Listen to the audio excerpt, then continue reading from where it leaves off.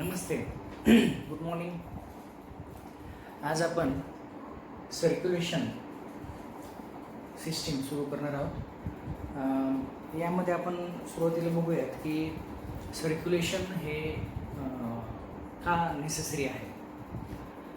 सर्क्युलेशनचा primary उद्देश हा सर्व ॲनिमल्समध्ये supply of nutrients to all the body parts and cells असा आहे. याचा अर्थ काय आहे की आपल्या बॉडीमध्ये ॲनिमल्सला जगण्यासाठी त्यांच्या बॉडीमध्ये त्यांना न्यूट्रिशनची सोय करावी लागते आणि ते न्यूट्रिशन नुसतं घेऊन चालत नाही, तर ते त्यांच्या प्रत्येक सेलला पोहोचलं पाहिजे, तर त्यांचं जीवनकार्य हे पुढे चालू आहे. त्यामुळेच हे ऑर्गॅनिझम्स त्यांच्या बॉडीमध्ये हे न्यूट्रिएंट्स पसरावे यासाठी सर्क्युलेटरी सिस्टीमचा आधार घेतात आणि ते कशा प्रकारे ते करतात हे आपल्याला या चॅप्टरमध्ये शिकायचं आहे. ओके, सो सुरुवातीला आपण बघूयात की ट्रान्सपोर्ट ऑफ न्यूट्रिएंट्स हे या 4 वेगवेगळ्या प्रकारे होतं. पहिलं आहे डिफ्युजन.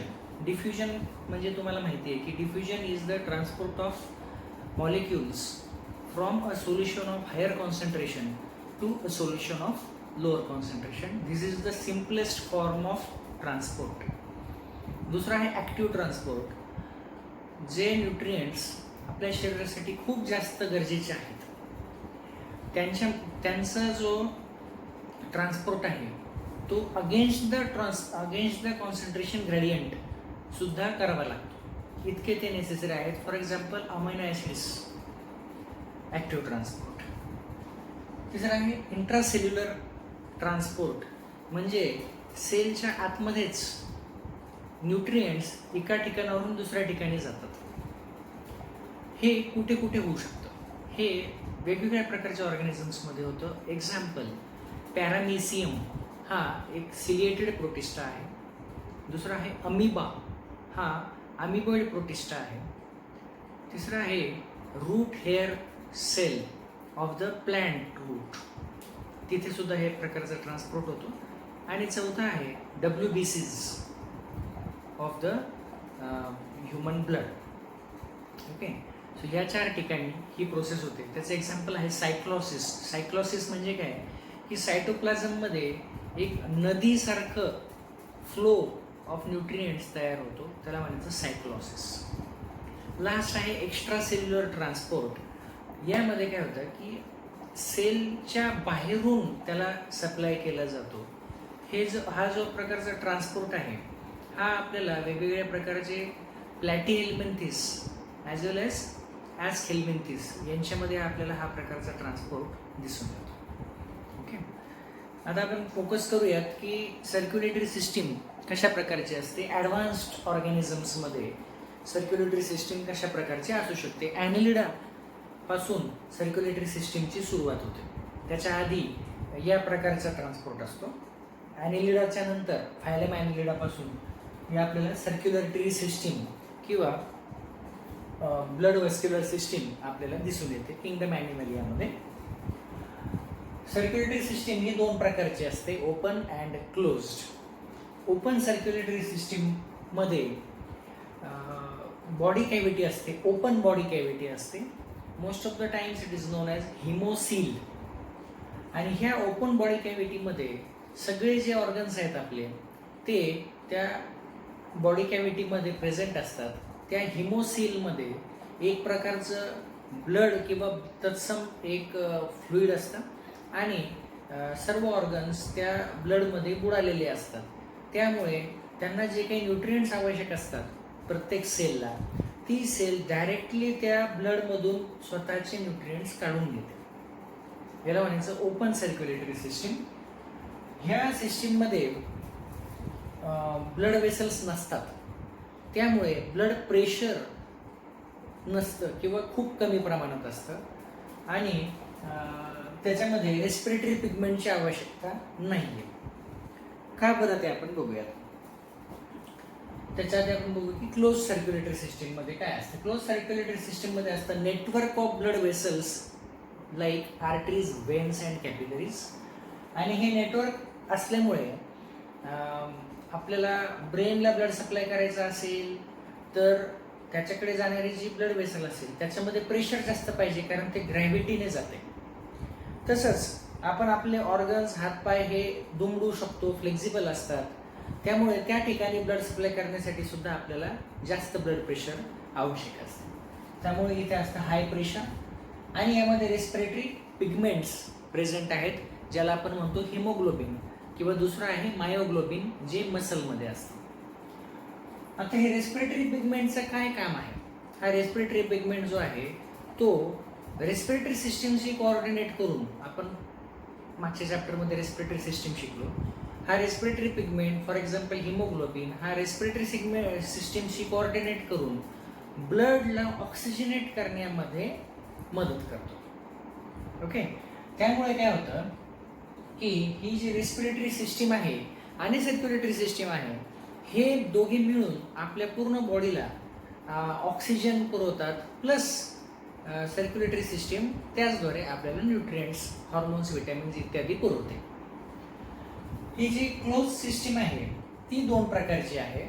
एक आहे सिंगल सर्क्युलेशन आणि डबल सर्क्युलेशन. नावात सांगितल्याप्रमाणेच सिंगल सर्क्युलेशन म्हणजे काय की ब्लड एका सायकलमध्ये हार्टमधून एकदाच पास होतं. Blood passes through heart only once in one cardiac cycle. Okay, आणि डबल सर्क्युलेशन म्हणजे काय, blood passes through heart twice in a cardiac cycle. म्हणजे एकाच सायकलमध्ये, एकाच हार्टबीटमध्ये ते ब्लड डबल पास होऊ शकतं. One cycle is equal to one heartbeat. ते आपण पुढे शिकू. सिंगल सर्क्युलेशनमध्ये बघा, हार्ट एकदम सिंपल आहे, फक्त दोन चेंबर्स आहेत. एक आहे ॲट्रियम, दुसरा आहे व्हेंट्रिकल. ब्लड ॲट्रियम मधून निघालं, व्हेंट्रिकलमध्ये गेलं, व्हेंट्रिकलमधून निघालं, आर्टरीमधून गेलं गिल्समध्ये. गिल्समध्ये असतात गिल कॅपिलरीज. म्हणजे हे कुठं सापडेल आपल्याला, फिशमध्ये सापडेल. गिल्स फिशमध्ये असतात. तिथे गेल्याच्या नंतर ब्लड ऑक्सिजनेट झालेलं आहे with the help of gills. Oxygenated blood passes through the arteries to the systemic capillaries आणि इथे जाऊन ते कॅपिलरी मधून ऑक्सिजन जो आहे तो त्याच्या सेल्सला, टिश्यूजला पुरवला जातो. तिथून निघतं डिऑक्सिजनेटेड ब्लड जे व्हेन्स मधून जातं आणि ॲट्रियम मध्ये शिरतं आणि तिथून परत व्हेंट्रिकलमध्ये. अशा प्रकारे हार्टची स्ट्रक्चर आहे आणि अशा प्रकारे single circulation, blood passes through heart only once in one cardiac cycle. आता डबल सर्क्युलेशन बघू. याच्यामध्ये काय होतंय की हार्टचे 4 चेंबर्स केलेले आहेत. Right atrium, right ventricle, left atrium and left ventricle. ठीक आहे. ब्लड राईट ॲट्रियम मध्ये जे ब्लड येतं व्हेना कावामधून ते डिऑक्सिजनेटेड ब्लड असतं. राईट ॲट्रियम मधलं ब्लड राईट व्हेंट्रिकल मध्ये जातं. राईट व्हेंट्रिकल मधून ते ब्लड पंप केलं जातं into the pulmonary artery. Pulmonary आर्टरीमधून ब्लड जातं लंग्समध्ये. कशासाठी? ऑक्सिजनेशनसाठी. तिथून ऑक्सिजनेटेड ब्लड पल्मोनरी व्हेन्समध्ये जातं आणि तिथून ते पोहोचतं लेफ्ट ॲट्रियममध्ये. लेफ्ट ॲट्रियममधून ते जातं लेफ्ट व्हेंट्रिकलमध्ये. लेफ्ट व्हेंट्रिकल पंप करते ब्लड. तिथून जातं ॲओर्टा, आर्टरीजमधून जातं ऑर्गन्सला, ऑर्गन्समधून जातं, ऑर्गन्समध्ये ऑक्सिजन काढून घेतात. डिऑक्सिजनेटेड ब्लड जातं व्हेना कावा, तिथून जातं राईट ॲट्रियम. सो एका हार्टबीटमध्ये ब्लड हार्टमध्येच दोनदा फिरलंय, एकदा राईटला एकदा लेफ्टला, same blood. Therefore it is known as double circulation. आणि ह्या सर्क्युलेशनचे 2 पार्ट आहेत. जो राईटचा पार्ट आहे ज्याच्यामध्ये ब्लड डिऑक्सिजनेटेड पासून ऑक्सिजनेटेड बनतं त्याला म्हणायचं पल्मोनरी सर्क्युलेशन. आणि जो लेफ्ट साईडचा पार्ट आहे ज्याच्यामध्ये ब्लड ऑक्सिजनेटेड पासून डिऑक्सिजनेटेड बनतं त्याला म्हणायचं सिस्टेमिक सर्क्युलेशन. सो अशा प्रकारे आपण पाहिलं की ब्लड व्हस्क्युलर सिस्टीम ही कशा प्रकारे काम करते. ओके, तर आपण पाहूया त्याच्यामध्ये की ब्लड म्हणजे काय असतं आणि ब्लडचं कंपोजिशन. ब्लड हे आपल्या बॉडीमध्ये एक फ्लुइड कनेक्टिव्ह टिश्यूचं काम करतं. फ्लुइड कनेक्टिव्ह टिश्यू आपण हे 11th मध्ये स्टडी ऑफ ॲनिमल टिश्यूज या चॅप्टरमध्ये आपण हे शिकलो होतो. हे ब्लडचं जे व्हॉल्यूम आहे साधारणतः ॲडल्टमध्ये 4 to 6 लिटर्स टोटल एवढं असतं. त्याचा ओरिजिन जो आहे तो आहे एम्ब्रियॉनिक मेझोडर्म. तुम्हाला जर आठवत असेल एक्टोडर्म, मेझोडर्म, एंडोडर्म यापैकी एम्ब्रियॉनिक मेझोडर्ममध्ये ब्लडचा ओरिजिन आहे. त्याचा pH असतो 7.4 एक्झॅक्टली आणि त्याची टेस्ट असते सॉल्टी आणि त्याचं स्ट्रक्चर असतं व्हिस्कस फ्लुइड असतं. म्हणजे खूप पातळ नाही आहे तर थोडंसं व्हिस्कस आहे. त्याचे 2 कंपोनंट्स आहेत, प्लाझ्मा 55% आणि सेल्स 45%. सेल्समध्ये आहेत RBCs, WBCs आणि प्लेटलेट्स. यांची डिटेल्स आपण थोड्या वेळात बघणार आहोत. प्लस प्लाझ्मामध्ये आहे water 90% is water. Proteins 7 to 8% असतात. या प्रोटीन्समध्ये असतात प्रोथ्रॉम्बिन, प्रोथ्रॉम्बिन असतात आणि आणखी वेगवेगळे प्रोटीन्स त्याच्यामध्ये असतात. इनऑर्गॅनिक सॉल्ट्स 1% असतात. ते आहेत sodium, potassium, magnesium, calcium, iron, manganese, chloride आणि वेगवेगळे आयन्स. त्याच्यामध्ये bicarbonate ions HCO3- etcetera. Other components 1 to 2%. हे अदर कंपोनंट्स कोणते आहेत तर व्हेरियस न्यूट्रिएंट्स जे की महत्त्वाचं काम आहे, glucose, amino acid, fatty acid, triglycerides etcetera. Waste material यामध्ये ट्रान्सपोर्ट होतं आहे किडनीकडे जाण्यासाठी, ते आहे युरिया, युरिक ॲसिड आणि क्रिएटिनिन. रेग्युलेटर्स आहेत जे आपले बॉडी फंक्शन्स रेग्युलेट करतात, ते आहेत हॉर्मोन्स, सगळ्या प्रकारचे एंडोक्राइन हॉर्मोन्स, एन्झाईम्स वेगवेगळे आणि विटामिन्स. त्यानंतर यामध्ये अँटीकोॲग्युलंट्स काही ट्रान्सपोर्ट होतात. त्यामध्ये आहे हिपॅरिन, कोलेस्टेरॉल आहे, अँटीबॉडीज आहेत जे आपल्या प्रोटेक्शनसाठी आहेत आणि डिझॉल्व्ड गॅसेस असतात O2, CO2 अँड N2. हे सगळे जे आहेत हे प्लाझ्माचे कंपोनंट्स आहेत. आता आपण एकेकाचे डिटेल्स बघू. सगळ्यात सुरुवातीला आपण RBCचे डिटेल्स बघूयात.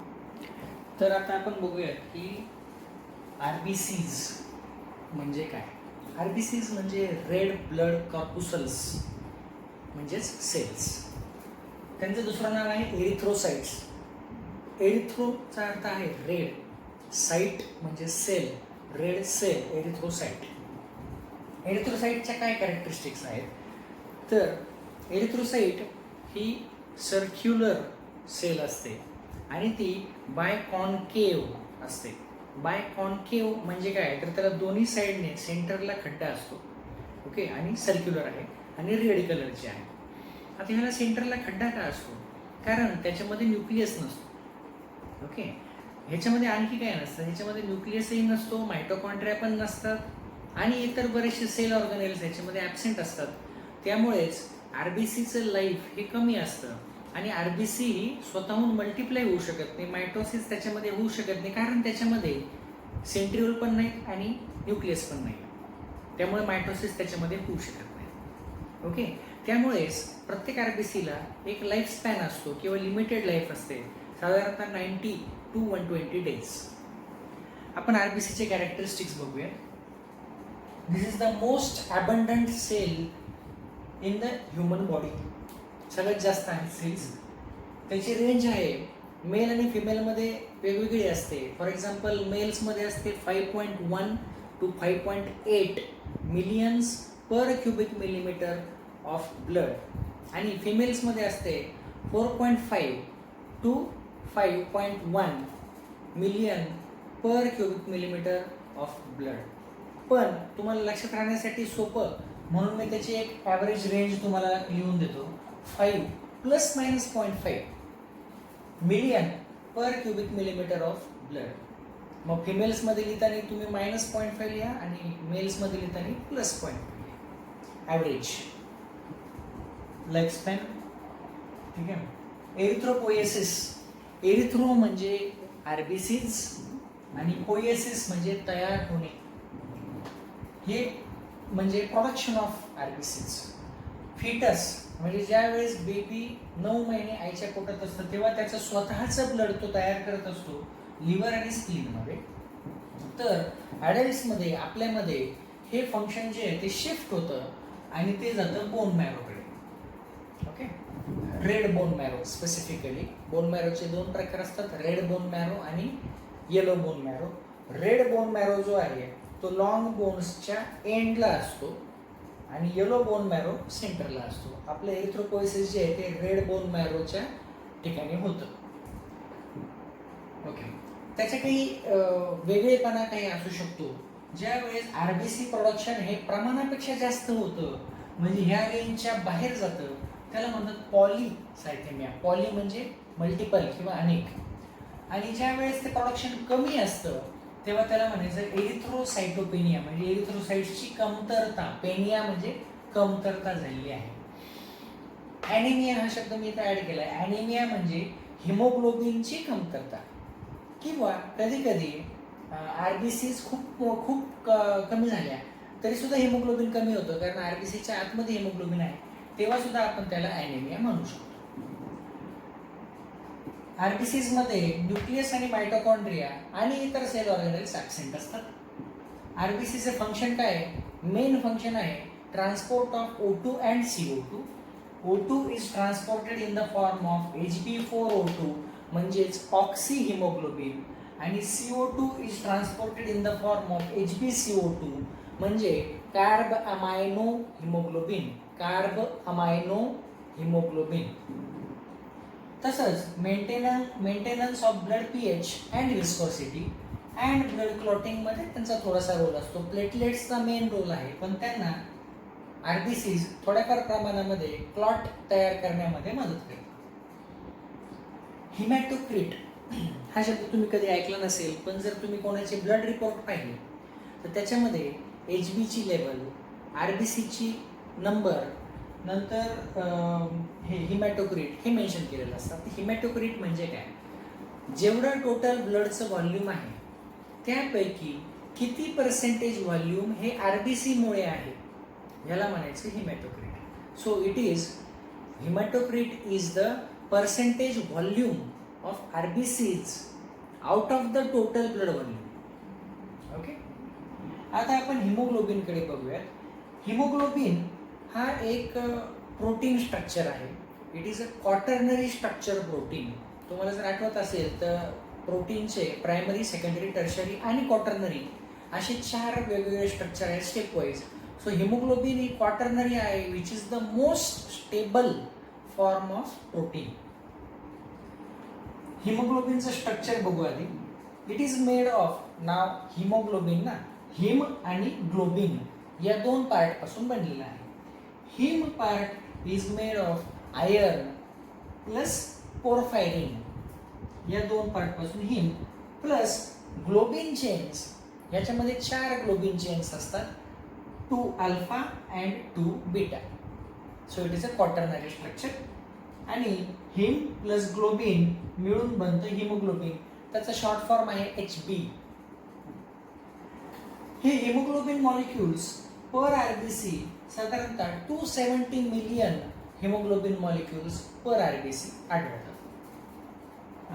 त्याचं आपल्याला प्रमाण मोजता येतं ब्लडमध्ये की किती हिमोग्लोबिन आपल्या शरीरामध्ये आहे.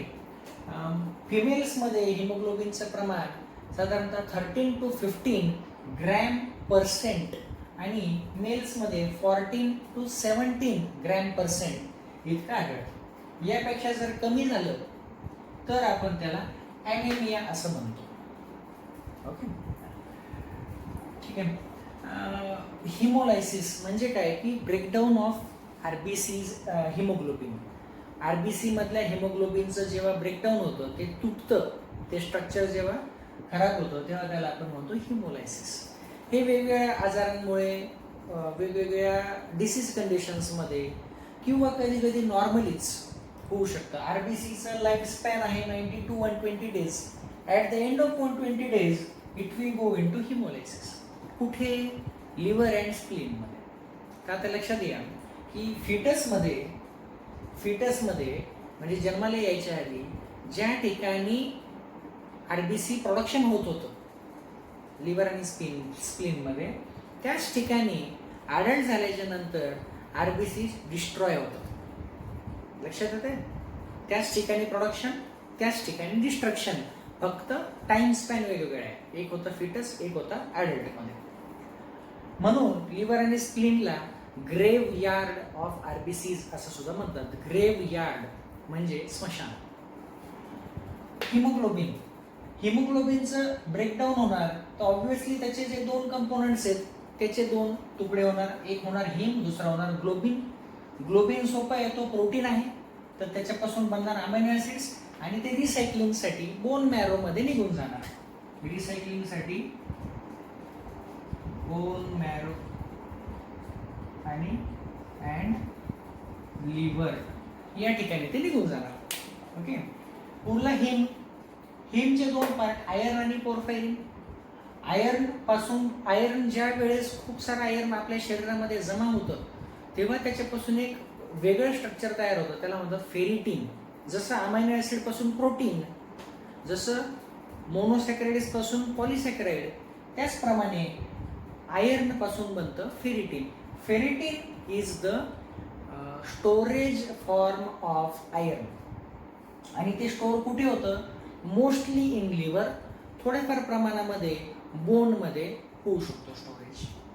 पुढलं पोरफायरिन. पोरफायरिनचं स्ट्रक्चर चेंज होतं, त्याच्यापासून बनतं बिलिव्हर्डिन जे ग्रीन कलरचं असतं. त्याचं स्ट्रक्चर चेंज होतं, लिव्हरमध्ये डायजेशन होतं, मेटाबॉलिझम होतं, बनतं बिलिरुबिन. तुम्ही बिलिरुबिन ऐकलं असेल. बिलिरुबिन असतं ऑरेंज येलोइश कलरचं असतं आणि ते लिव्हरमध्ये, लिव्हरचे हिपॅटोसाइट्समधून निघून तिथून ते गॉल ब्लॅडर म्हणजे पित्ताशय या ठिकाणी जाऊन स्टोअर होतं आणि तिथून ते थोडं प्रत्येक जेवणानंतर आपल्या स्मॉल इंटेस्टाईनमध्ये रिलीज होतं, तिथून लार्ज इंटेस्टाईनमध्ये जातं आणि त्यामुळे आपल्या फिसिसला म्हणजे स्टूल्सला, एक्सक्रिटाला कलर येलो येतो, तो येतोय बिलिरुबिनमुळे. ओके. सो या अशा प्रकारे आपण पाहिलं की आरबीसीचं स्ट्रक्चर आणि त्याचे फंक्शन्स कसे आहेत. आता आपण बघू की डब्ल्यूबीसीचं स्ट्रक्चर आणि फंक्शन. आता आपण बघू की डब्ल्यूबीसीचं स्ट्रक्चर आणि फंक्शन आणि टाईप्स. डब्ल्यूबीसी म्हणजेच ल्युकोसाइट्स. ल्युको म्हणजे व्हाईट आणि साइट्स म्हणजे सेल. हे ॲक्च्युली कलरलेस असतात आणि त्यांच्यामध्ये न्यूक्लियस असतो. हा यांच्यातला आणि आरबीसी मधला फरक. यांच्यामध्ये एक कॅरेक्टरिस्टिक दिसते, त्याला आपण म्हणतो डायापिडेसिस. डायापिडेसिस म्हणजे काय? तर हे डब्ल्यूबीसी जे आहे ह्या मोटाईल असतात. आपल्या शरीरातल्या खूप कमी सेल्स आहेत की ज्या मोटाईल आहेत. काही स्पर्म्स, ओवम आणि ह्या सेल्स मोटाईल आहेत. म्हणजे काय करतात, ह्या आर्टरीमधून कॅपिलरीजपर्यंत जातात. कॅपिलरीजला सिम्पल स्क्वॅमस इपिथेलियम असतं जिथून ते बाहेर पडू शकतात आणि तिथून ह्या डब्ल्यूबीसीज बाहेर पडतात आणि जिथं कुठं इन्फेक्शन आहे त्या ठिकाणी त्या सेलपर्यंत, त्या टिश्यूपर्यंत ते पोहोचतात.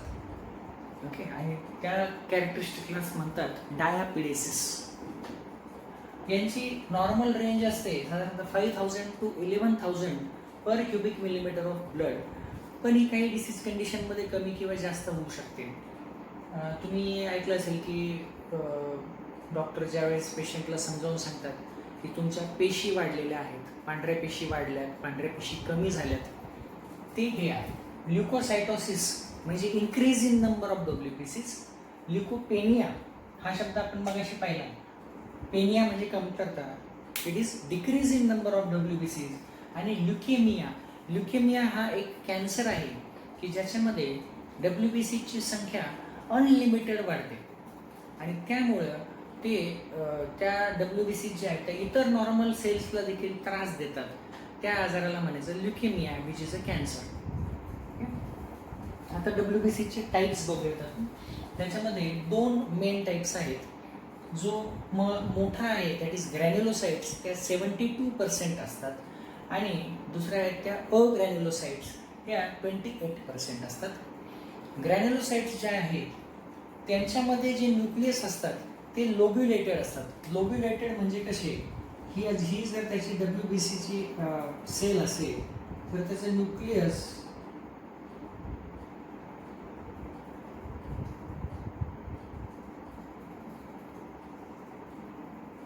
मध्ये असे छोटे छोटे तुकडे असतात आणि ते न्यूक्लियस जे आहे ते असे थोडेसे डिवायडेड असतात, त्याला म्हणतात लोब्युलेटेड न्यूक्लियस. त्याचा ओरिजिन जो आहे तो आहे मायलॉइड स्टेम सेल, MCQ म्हणून लक्षात ठेवा. आणि ह्या सेल्स एकदा तयार झाल्या की परत त्यांच्यामध्ये डिव्हिजन होत नाही. So this is the end step. So they do not divide. त्यांचे ग्रॅन्युल्समध्ये असतात सिक्रेशन्स आणि एन्झाईम्स. आपण त्याच लगेच इथे कम्पेअर करून बघू. अग्रॅन्युलोसाइट्स त्यांच्यामध्ये न्यूक्लियस जो असतो तो एक संघ असतो, नॉन डिवायडेड किंवा नॉन लोब्युलेटेड असतो. त्यांचा ओरिजिन जो आहे तो लिम्फोइड स्टेम सेल्स आहे आणि त्यांच्यापासून डिव्हिजन होऊन नवीन अग्रॅन्युलोसाइट्स तयार होऊ शकतात आणि त्यांच्याकडे ग्रॅन्युल्स ॲब्सेंट आहेत. So these are the differences between granulocytes and agranulocytes. Okay, आता आपण त्यांचे सब डिव्हिजन आहेत. परत ज्या ग्रॅन्युलोसाइट्स आहेत त्यांचे 3 पार्ट्स पडतात depending on type of the granules. ही जी सेल आहे त्याच्या आतमध्ये असे ग्रॅन्युल्स असतात वेगवेगळे आणि ते ग्रॅन्युल्स जे आहेत ते कुठल्या प्रकारचे आहेत त्याच्यानुसार त्याचं नाव ठरतं. न्यूट्रोफिल म्हणजे न्यूट्रल. हे जे त्याच्यातले ग्रॅन्युल्स आहेत न्यूट्रोफिल्स मधले त्याला न्यूट्रल स्टेनने कलर करता येतो. ओके, त्याला म्हणायचं न्यूट्रोफिल्स. बेसोफिल्सचा जो ग्रॅन्युल्स आहे त्याला बेसिक स्टेनने कलर करता येतं आणि इओसोनोफिल्सचा जो ग्रॅन्युल्स आहे त्याला ॲसिडिक स्टेन करता येतं. म्हणून इओसोनोफिल्सलाच दुसरं ॲसिडोफिल्स असं सुद्धा म्हणतात. आता नाव कसं आहे बघा, न्यूट्रोफिल्स. न्यूट्रो म्हणजे न्यूट्रल, फिल म्हणजे like. So these granules like neutral स्टेन, दीज ग्रॅन्युल लाईक बेसिक स्टेन and these granules like acidic स्टेन. न्यूट्रोफिल्स चा पर्सेंटेज हायेस्ट आहे बघा. इथे सगळे पहिल्या लाईनमध्ये सगळे पर्सेंटेज दिलेले आहेत. Percentage of neutrophils is the highest amongst all the WBCs. So most common WBC is neutrophil. त्याचा जो न्यूक्लियस आहे त्याचे साधारणतः 2 ते 7 तुकडे असू शकतात. 2 to 7 लोब्ड न्यूक्लियस. इथे शॉर्टमध्ये लिहिले जागा कमी असली म्हणून. याची महत्वाची कॅरेक्टरिस्टिक आहे ती म्हणजे फॅगोसायटोसिस. आता आपण तो शब्द काय ते बघू. सायटो म्हणजे सेल, फॅगो म्हणजे खाणे. ही जी सेल आहे न्यूट्रोफिल ही इन्फेक्शनच्या ठिकाणी जाऊन तिथे जो कोणी बॅक्टेरिया असेल त्याला खाऊन टाकण्याचं काम करते. त्यामुळे पस तयार होतो इन्फेक्शनच्या ठिकाणी. तुम्हाला लक्षात येत असेल की पस होतो इन्फेक्शनच्या ठिकाणी. तो पस होतो म्हणजे काय होतं, पस ज्या वेळेला होतो तो पस असतो व्हाईटिश कलरचा असतो. ओके, व्हाईटिश कलरचा असतो म्हणजे त्याच्यामध्ये व्हाईट ब्लड सेल आहेत म्हणून तो व्हाईट कलरचा असतो. त्याच्यामध्ये मोस्ट कॉमनली असतात ते आपले न्यूट्रोफिल्स. त्या पसमध्ये 3 कंपोनंट्स असतात. Number 1 and most common is neutrophils. Number 2 is damaged cells, local ज्या ठिकाणी सेल्सचं डिस्ट्रक्शन झालेले आहेत त्या डॅमेज्ड सेल्स. आणि नंबर 3 जो कोणी बॅक्टेरिया आहे त्याला त्या सेल्सनी मारलेलं आहे म्हणून dead bacteria. So neutrophils, damaged cells and dead bacteria हे 3 कंपोनंट असतात पसमध्ये. ओके, इन्फेक्शनच्या ठिकाणी. नंबर 2 आहे basophils. Lowest number of WBCs, only 0.5 to 1%. त्यांचा न्यूक्लियस जो आहे तो ट्विस्टेड न्यूक्लियस आहे. त्या नॉन फॅगोसायटिक आहेत, त्या फॅगोसायटोसिस करत नाहीत. मग ते काय काम करतात, ते ॲलर्जिक कंडिशनमध्ये बाहेर पडतात. तुम्हाला सर्दी झाली, शिंका आल्या, पोलन ग्रेन्सची ॲलर्जी झाली, अशा ठिकाणी हे बाहेर पडतात. त्याच्यातून हिपॅरिन, हिस्टॅमिन आणि सिरोटोनिन हे 3 प्रकारचे स्त्राव याच्यातून बाहेर पडतात. ओके, त्याच्यानंतर आहे इओसिनोफिल. ओके, आता मी इथे हे काढताना कसे काढलेले बघा, तुम्हाला हे लक्षात ठेवण्यासाठी नोट्स म्हणून खूप सुटेबल आहे. प्रत्येक ठिकाणी सेलचं नाव लिहिलेलं आहे, त्याचे पर्सेंटेज लिहिलेले आहेत. तुम्ही इथं असं करू शकता की एक रेश मारून इथे कॅरेक्टरिस्टिक असं नाव टाकू शकता. तिथे तुम्ही name of the cell, percentage, type of nucleus बघा, लोब, ट्विस्टेड, बायलोब, स्फेरिकल, किडिशन. ओके. आणि त्याच्यानंतर त्याची फंक्शन दिलेले आहे, फॅगोसायटोसिस, नॉन फॅगोसायटोसिस, इथं त्याचा टाईप दिलेला आहे. तर मग हा इओसिनोफिल पर्सेंटेज 1 to 3%. त्याचा न्यूक्लियस जो आहे तो बायलोब्ड न्यूक्लियस असतो. म्हणजे ही सेल अशी आहे तर त्याचा न्यूक्लियस जो आहे त्याचे 2 तुकडे आहेत फक्त आणि ते मध्ये असे कनेक्टेड आहेत स्माइली सारखे. फॅगोसायटोसिस मध्ये महत्वाचं आहे, तसेच ॲलर्जी मध्ये सुद्धा महत्वाचं आहे. आणि त्याच्यामध्ये प्रॉपर्टी असते अँटी हिस्टॅमिनिक आणि अँटीटॉक्सिन. हा हिस्टॅमिन सोडतो आणि हा हिस्टॅमिनला मारतो. हे दोघं एकमेकाला हेल्प करतात ॲलर्जीमध्ये. आता आपण बघू अग्रॅन्युलोसाइट्स. अग्रॅन्युलोसाइट्सचे कॅरेक्टरिस्टिक झाले, त्याचे 2 प्रकार आहेत, लिम्फोसाइट्स आणि मोनोसाइट्स. लिम्फोसाइट्स ह्या जास्त प्रमाणात आहेत, साधारणतः 25%. त्याचा न्यूक्लियस जो आहे तो स्फेरिकल असतो, राऊंड न्यूक्लियस असतो आणि ही आहे smallest WBC. Okay, out of all the WBC smallest साईजने. ओके, सो इथे एक आपलं MCQ होईल. इथे एक MCQ होईल, लिस्ट और lowest number of WBCs, highest number of WBCs, ॲलर्जीमध्ये येणाऱ्या WBCs, त्याच्यानंतर स्मॉलेस्ट साईज ऑफ WBCs आणि इथे आहे बघा लार्जेस्ट साईज ऑफ WBC ते आहे मोनोसाइट. ओके, त्या लिम्फोसाइट जे आहेत त्याचा प्रकार आहेत 2 वेगवेगळे प्रकार आहेत, बी लिम्फोसाइट्स आणि टी लिम्फोसाइट्स. हे जे नावं त्यांना दिलेले आहेत बी लिम्फोसाइट आणि टी लिम्फोसाइट हे कशावरून दिलेले आहेत बघू. सगळ्या WBCs ह्या बोन मॅरो मध्येच तयार होतात, पण लिम्फोसाइट्स ह्या मॅच्युअर होण्यासाठी वेगवेगळ्या ठिकाणी जाऊ शकतात. ज्या वेळेस बी लिम्फोसाइट्स ह्या बोन मॅरो मध्ये तयार होऊन बोन मॅरो मध्येच मॅच्युअर होतात तेव्हा त्याला म्हणतात B lymphocyte, B for bone marrow. आणि ज्या वेळेस बी लिम्फोसाइट्स ह्या बोन मॅरो मध्ये तयार होऊन थायमस नावाच्या ग्लँड मध्ये मॅच्युअर होण्यासाठी जातात त्याला म्हणायचं T lymphocytes. Okay, so T lymphocytes are produced in the bone marrow but mature in the thymus, म्हणून टी लिम्फोसाइट्स. बी लिम्फोसाइट्स ह्या अँटीबॉडीज तयार करतात. अँटीजन अँटीबॉडी रिॲक्शन आपण नंतर ह्युमन हेल्थ अँड डिसीज मध्ये शिकणार आहोत. अँटीबॉडी तयार करतात आणि त्याला म्हणतात ह्युमोरल इम्युनिटी. ह्युमोरल इम्युनिटी जे अँटीबॉडीतून तयार होतात, BBH. बी पासून आपल्याला H तयार करता येतो, लक्षात ठेवायला सोपं, BBH. टी लिम्फोसाइट्स ह्या थायमस मध्ये मॅच्युअर होतात, त्याच्यापासून सेल मेडिएटेड इम्युनिटी म्हणजे काय तर ह्या बी लिम्फोसाइट्स एका ठिकाणी थांबतात लिम्फ नोड मध्ये, तिथून ते त्यांचे शिपाई म्हणजेच अँटीबॉडीला पाठवतात.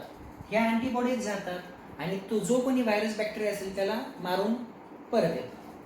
ओके, पण टी लिम्फोसाइट्स स्वतः लढण्यासाठी जातात, एका जागी थांबत नाहीत, म्हणून त्याला म्हणतात सेल मेडिएटेड इम्युनिटी. त्याचे 4 प्रकार पडतात, हे खूप बारीक बारीक आहे पण लक्षात घ्या. पहिला आहे किलर टी सेल, म्हणजे ही सेल स्वतः जाते आणि त्या जो कोणी व्हायरस बॅक्टेरिया असेल त्याला मारते. हेल्पर टी सेल काय करते, हेल्पर टी सेल गस्त घालत राहते आणि ज्या वेळेस त्याला कोणी शत्रू दिसेल व्हायरस बॅक्टेरिया तेव्हा ती किलर टी सेलला इन्फॉर्मेशन देते फक्त, मग किलर टी सेल येऊन पुढचं काम करून जाते.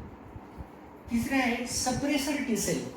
सप्रेसर टी सेल काय करते की हा जो इम्युन रिस्पॉन्स आहे या दोघांचा त्याला कमी करण्याचा प्रयत्न करते. जर ते स्वतःच्याच सेल्सला डॅमेज करायला लागत असेल तर सप्रेसर टी सेल ऍक्टिव्हेट होते आणि ह्या दोघांना शांत करते. ओके, आणि लास्ट आहे मेमरी टी सेल. ही लक्षात ठेवते की गेल्या वेळेस हा व्हायरस आला होता, ह्याला आपण अशा प्रकारे मारलं होतं, ती मेमरी टी सेल लक्षात ठेवणार.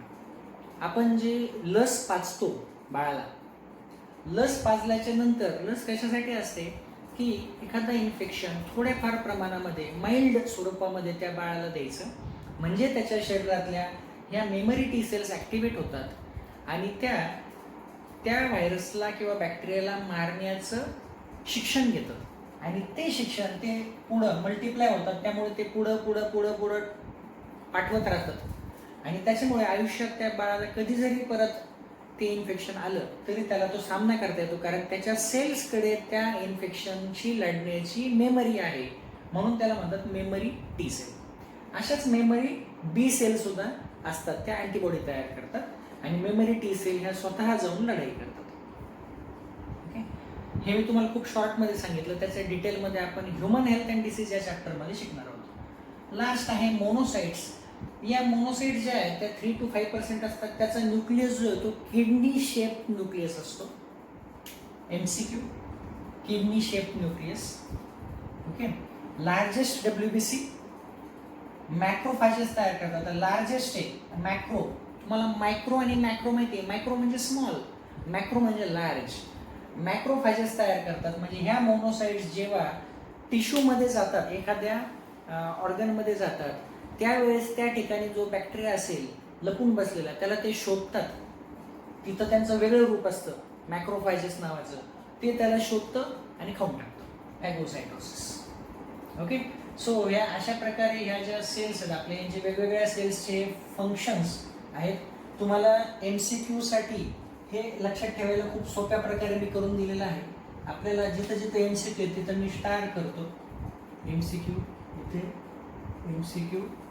Okay, non phagocytic MCQ, smallest, largest, bone marrow, thymus, antibody, humoral immunity, cell mediated helper, suppressor, memory, killer, diabetes. Okay, हे सगळे MCQज आहेत त्याचे. हे आपण अशा प्रकारे लक्षात ठेवू. लास्ट टॉपिक त्याच्यातला आहे तो म्हणजे प्लेटलेट्सचा. तो आपण आता शॉर्टमध्ये बघूयात. प्लेटलेट्स.